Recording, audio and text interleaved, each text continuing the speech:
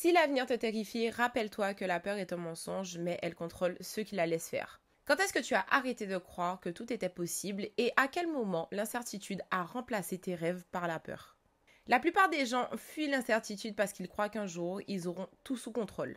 Mais voici la vérité, ce jour n'existera jamais. Alors tu as deux solutions.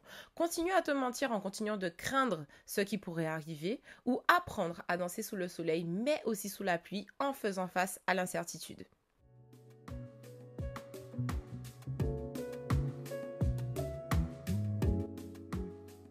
Hello, hello et bienvenue dans ce nouvel épisode, j'espère que tu vas bien aujourd'hui puisqu'on va parler d'un sujet qui nous concerne tous. Il s'agit de l'anxiété et pas n'importe laquelle.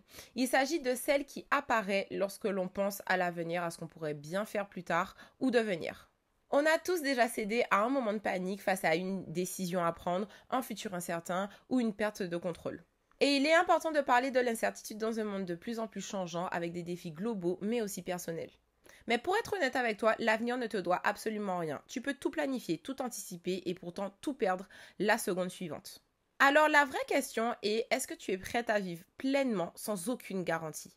Et si la réponse est positive, tu trouveras dans cet épisode des méthodes pour faire de l'incertitude ton terrain de jeu. Tu ne peux pas contrôler l'avenir, mais tu peux apprendre à naviguer avec confiance. Cela ne va peut-être pas te plaire, mais dans cette première partie, il est important de te dire la vérité aussi dure qu'elle soit et de la reconnaître pour avancer.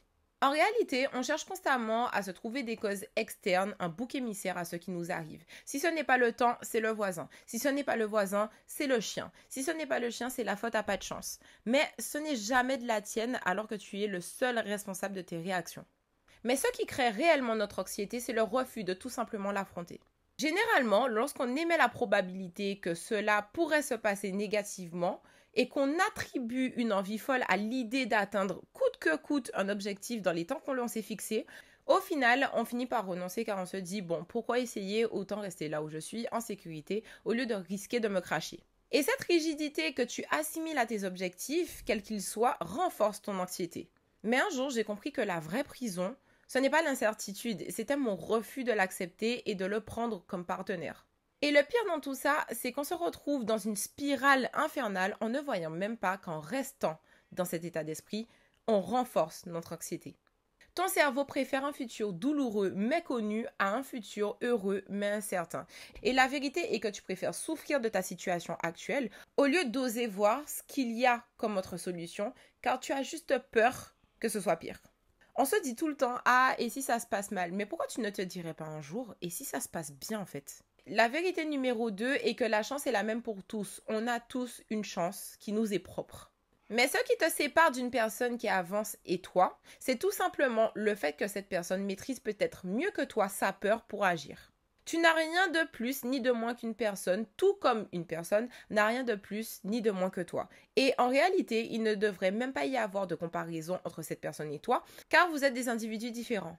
Peut-être que cette personne qui ose et qui réussit s'efforce d'affronter ses peurs, ses doutes, son anxiété, pour aller découvrir ce qui se trouve derrière le nuage de fumée. Et ne croyez pas que les gens de succès qui effectuent des prouesses, des exploits sont dénués de sentiments. Il est important de se rappeler qu'on est tous humains, on a un cerveau, les mêmes organes, les mêmes systèmes et la seule chose qui diffère est la façon dont chaque système est utilisé par chaque individu. La vérité numéro 3 est que tu alimentes ton anxiété car tu te compares aux autres inconsciemment ou consciemment. Lorsque tu fais remarquer à une personne qu'elle se compare, directement elle nie les faits. Pourquoi? Parce qu'on veut se faire bien voir et notre ego en prend un coup lorsqu'une personne nous démasque. Mais la comparaison est un phénomène naturel car on est attiré par ce que l'on n'a pas et qu'on aimerait avoir. Et le danger dans tout ça, c'est que lorsque tu te compares et que tu n'admets pas que tu te compares, tu peux facilement tomber dans un vice. La plupart du temps, on ne se rend pas compte que l'on ne connaît pas réellement la vie des gens. On compare notre chapitre actuel avec celui de quelqu'un d'autre alors que nous ne lisons même pas le même livre. Et le souci, c'est que tu alimentes ton anxiété face à l'avenir, car tu crois que parce que cette personne vient de réussir et que ce n'est pas encore ton tour, que celui-ci ne viendra jamais. Et j'irais même jusqu'à dire qu'en comparant les chapitres des autres qui sont peut-être similaires entre eux, tu en fais une généralité. Et on le voit clairement actuellement. Combien de fois on t'a déjà peut-être répété « Ah, quand les enfants? À ton âge, tu devrais peut-être y réfléchir. Ah, tu as plus de 30 ans, toujours pas de bébé ?»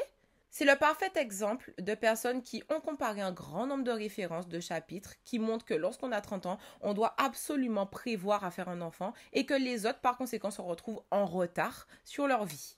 Et j'en ai donné qu'un, mais il y a pléthore d'exemples comme celui-ci qui montrent qu'on alimente constamment notre anxiété par la comparaison en tirant des conclusions hâtives.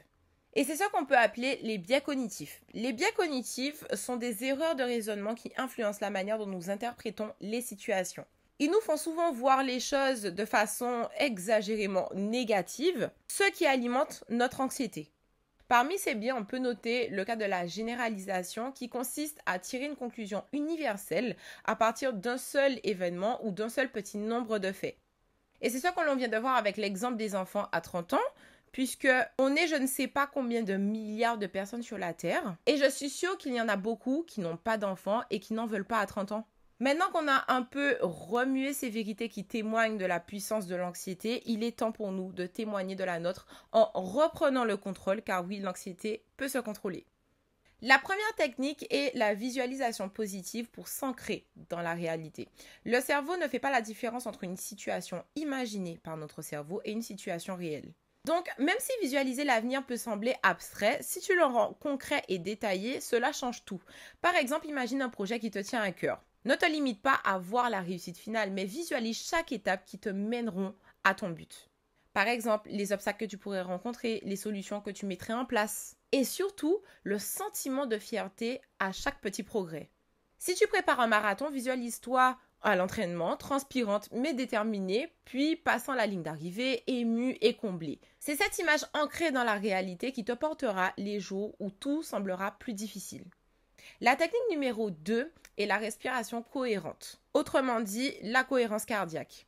Je vous en ai déjà parlé sur mes réseaux sociaux. Quand ton cerveau perçoit l'incertitude, il active l'amygdale qui est comme un bouton panique.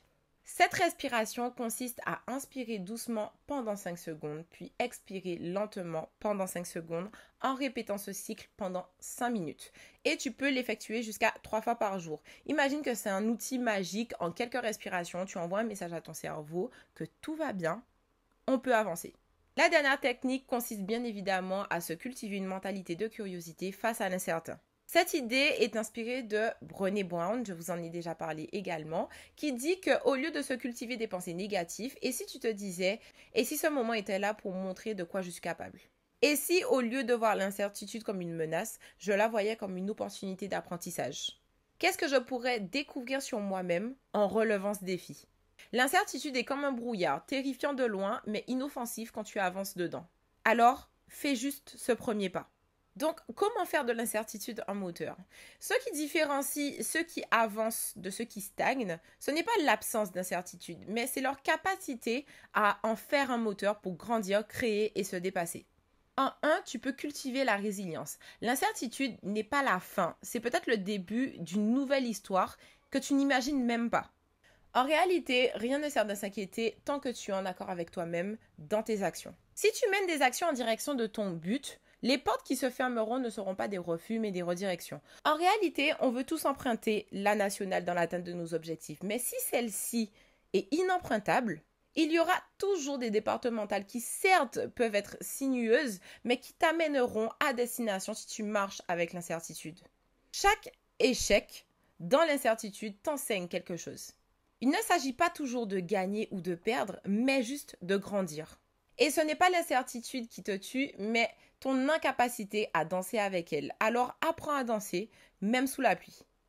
Un exercice tout simple que tu peux faire pour t'ancrer dans cette philosophie est tout simplement de te créer un tableau de gratitude. Chaque jour, note 3 choses positives, même dans les périodes d'incertitude. Peut-être un sourire échangé, une bonne nouvelle ou tout simplement le fait d'avoir tenu. Et cela change complètement notre perspective sur les moments difficiles. Et lorsque tu fais face à des doutes, des angoisses, des peurs, pose-toi ces questions. Qu'est-ce que cette situation m'apprend sur moi, sur mes capacités, sur ma vision du monde? Cela transforme une expérience un petit peu chaotique en opportunité de réflexion et d'évolution. C'est déjà la fin de cet épisode, j'espère qu'il t'aura plu. L'incertitude est l'ultime terrain de liberté. Ce n'est pas une raison pour t'arrêter, mais pour te dépasser.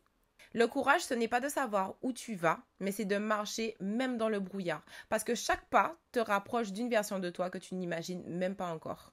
N'hésite pas à commenter le premier pas que tu mettras en œuvre dès maintenant pour diminuer ton anxiété. Et si tu en veux plus, abonne-toi pour ne rien rater et faire partie de la communauté. D'ici là, prends soin de toi et on se dit à la prochaine. Ciao, ciao!